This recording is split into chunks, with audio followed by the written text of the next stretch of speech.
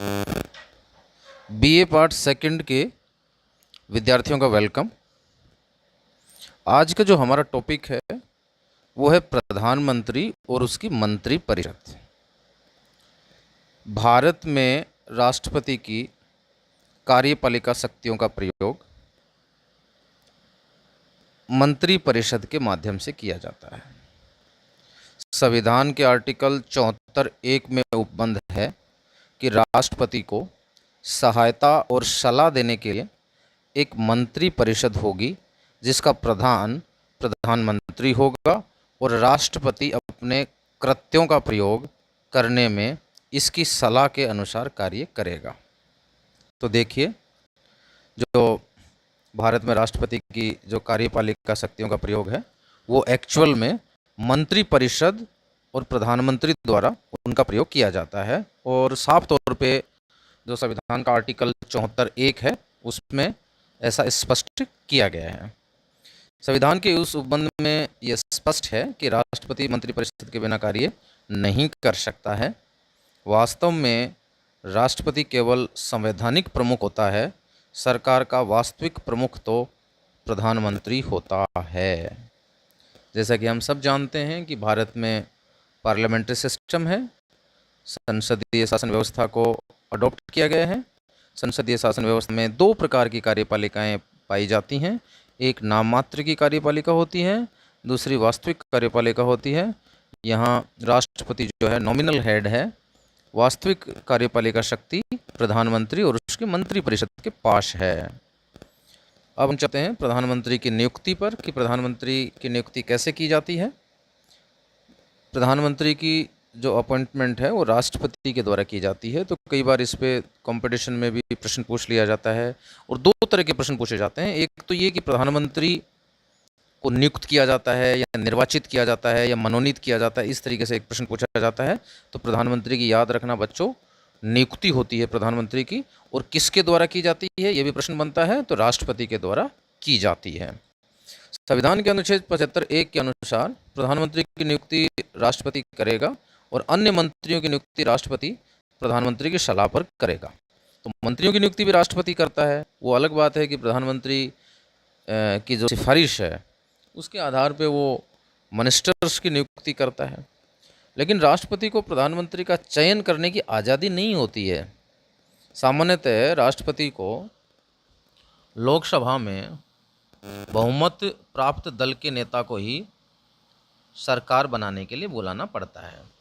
जैसा कि हम सब जानते हैं कि इलेक्शन के बाद जिस भी पार्टी या गठबंधन को बहुमत प्राप्त होता है उसको सरकार बनाने के लिए आमंत्रित किया जाता है और उस दल या गठबंधन का जो नेता होता है, जो उस दल या गठबंधन के सदस्यों के द्वारा, एमपीज़ के द्वारा जिसको भी चुना जाता है, उसको राष्ट्रपति जो है प्रधानमंत्री के रूप में नियुक्त करता है। हाँ, ये बात अलग है कि यदि किसी एक दल को स्पष्ट बहुमत प्राप्त नहीं हुआ है तो राष्ट्रपति उस व्यक्ति को सरकार बनाने के लिए बुलाता है जिसमें दो या अधिक दलों का समर्थन प्राप्त करने की संभावना होती है और जो इस प्रकार के समर्थन से लोकसभा में जरूरी बहुमत साबित कर सकता है। अगर उसको लगे कि फला जो है गठबंधन या कोई दल जिसको दो या अधिक दलों का सपोर्ट मिल सकता है तो वो उसको आमंत्रित कर सकता है, यहाँ वो अपने विवेकाधिकार का इस्तेमाल कर सकता है। जहाँ तक प्रधानमंत्री की पदावधि का सवाल है, एक बार नियुक्त किए जाने के बाद प्रधानमंत्री तब तक अपने पद पर बना रहता है जब तक उसे लोकसभा के सदस्यों के बहुमत का समर्थन प्राप्त रहता है। यदि प्रधानमंत्री लोकसभा के सदस्यों के बहुमत का समर्थन खो देता है तो वो प्रधानमंत्री नहीं रह जाता है। इसके अतिरिक्त यदि प्रधानमंत्री रिजाइन दे देता है या प्रधानमंत्री की मृत्यु हो जाती है तो सारी मंत्रिपरिषद भी स्वयं ही विघटित हो जाती है। ऐसा इसलिए होता है क्योंकि प्रधानमंत्री न केवल मंत्रिपरिषद का निर्माण करता है बल्कि वही मंत्रिपरिषद का मुखिया भी होता है। सामान्यतः प्रधानमंत्री लोकसभा में बहुमत प्राप्त दल का नेता ही होता है, लेकिन कुछ मामले ऐसे भी हैं राज्यसभा किसी सदस्य को प्रधानमंत्री बना दिया गया हो, जैसा कि इंदिरा गांधी के मसले पे हुआ है इंद्र कुमार गुजराल के मसले पे हुआ है, और मनमोहन सिंह, ये लोकसभा के सदस्य नहीं थे, ये राज्यसभा के सदस्य थे और ये प्रधानमंत्री बने। जैसा कि पहली बार इंदिरा गांधी को सन 1966 में प्रधानमंत्री बनाया गया, तब वे राज्यसभा सदस्य थी। इसी प्रकार इंद्र कुमार गुजराल जब 1997 में प्रधानमंत्री बने तब वो राज्यसभा के सदस्य थे, और मनमोहन सिंह जब 2004 में प्रधानमंत्री बने तो वो राज्यसभा सदस्य ही थे।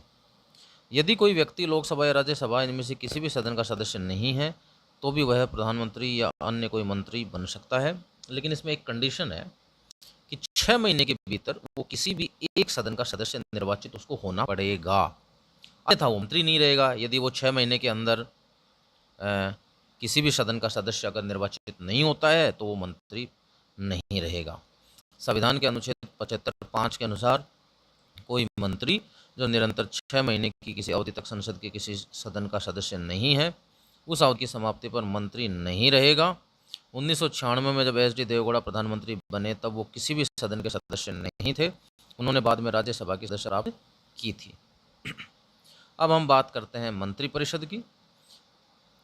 देखिए, संविधान के अनुच्छेद 75(1) के उपबंध के अधीन मंत्रिपरिषद के सदस्य प्रधानमंत्री की सलाह पर राष्ट्रपति के द्वारा नियुक्त किए जाते हैं। हम पूर्व में भी ऐसा पढ़ चुके हैं। इस प्रकार मंत्रिपरिषद के सदस्यों की जो नियुक्ति है के लिए सलाह देते समय प्रधानमंत्री को ये ध्यान रखना पड़ता है कि मंत्रिपरिषद में देश के विभिन्न क्षेत्रों, विभिन्न धार्मिक और सामाजिक समूहों के लोगों को उचित प्रतिनिधित्व मिले। मतलब क्षेत्रीय संतुलन कायम करने की कोशिश की जाती है, सामाजिक समूहों और धार्मिक संतुलन भी स्थापित करने की कोशिश की जाती है। एक से ज़्यादा दलों से मिलकर बनने वाली गठबंधन सरकार में जो सहयोगी दल हैं उनके सदस्यों को भी मंत्रिपरिषद में पर्याप्त प्रतिनिधित्व देना पड़ता है। प्रधानमंत्री को यह तय करने का अधिकार होता है कि किस मंत्री को कौन सा पोर्टफोलियो दिया जाए, यानी किस मंत्री को कौन सा मंत्रालय देना है, कौन सा पद उसको देना है। वह अपनी मर्जी से ही किसी मंत्री का पद भी बदल सकता है या किसी मंत्री से त्यागपत्र लेने के लिए भी वो कह सकता है। कोई मंत्री अपने पद पर तब तक बना रहता है जब तक उसे प्रधानमंत्री का विश्वास प्राप्त होता है। अनुच्छेद 75(2) के अनुसार मंत्री राष्ट्रपति के प्रसाद पर्यंत ही अपने पद पर धारण रहते हैं या अपने पद को धारण करते हैं। मंत्रिपरिषद के सभी जो मंत्री हैं वो सामूहिक रूप से केवल लोकसभा के प्रति ही उत्तरदायी होते हैं, राज्यसभा के प्रति नहीं होते हैं। प्रधानमंत्री या राष्ट्रपति या पूरी संसद के प्रति भी वो नहीं होते हैं। हाँ, अगर व्यक्तिगत रूप से अगर बात आती है तो कोई भी मंत्री राष्ट्रपति के प्रति उत्तरदायी होता है, जो अनुच्छेद 75(2) से स्पष्ट होता है, जिसके अनुसार मंत्री राष्ट्रपति के प्रसाद पर्यंत ही अपना पद धारण करते हैं। अब हम बात करते हैं कि मंत्रिपरिषद में मंत्रियों के प्रकार की। देखिए, मंत्रिपरिषद में बेसिकली 3 प्रकार के मंत्री होते हैं, जैसे कि कैबिनेट मंत्री हो गया, इसके अलावा राज्य मंत्री हो गया और उप मंत्री हो गया। राज्य मंत्री में भी एक सब कैटेगरी कई बार की जाती है, वो है स्वतंत्र प्रभार वाले राज्य मंत्री, जो कैबिनेट मंत्री के निर्देशन या उसके अधीनस्थ कार्य नहीं करते। वो खुद ही अपना जो मंत्रालय उसके प्रमुख होते हैं और नीतिगत निर्णयों में उनकी भागीदारी होती है।